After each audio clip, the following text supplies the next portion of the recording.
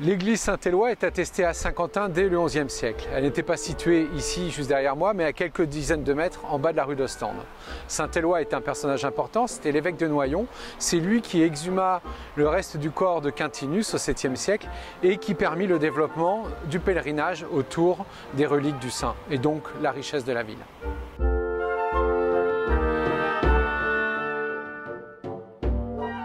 Cette première église disparut au moment de la Révolution française car elle fut vendue et détruite en 1797.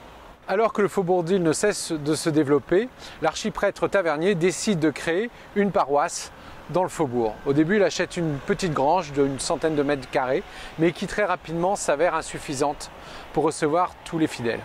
Cette grange, léguée en 1865 à la ville de Saint-Quentin, devient une succursale en 1867. La ville prend la décision alors de construire une véritable église paroissiale.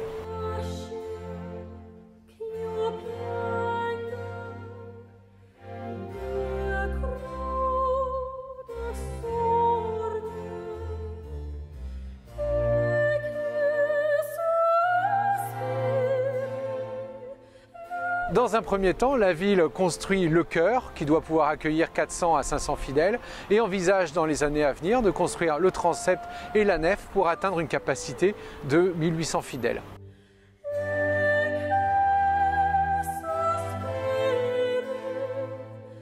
Le projet de l'architecte municipal rencontre de nombreuses oppositions, aussi bien au sein du conseil municipal que du conseil des bâtiments civils à Paris. Pourtant, la ville décide bel et bien de construire cet édifice et la première pierre est posée vers 1874-1875 et elle peut enfin ouvrir au culte en 1879. À cette époque, il n'y a que le chœur qui est construit. L'église ne verra jamais la construction de son transept, ni de la nef et encore moins de la tour de 40 mètres qui devait être construite en avant du bâtiment. Durant la Première Guerre mondiale, la façade de l'église qui fait face aux lignes alliées est touchée par plusieurs obus. La rosace est détruite.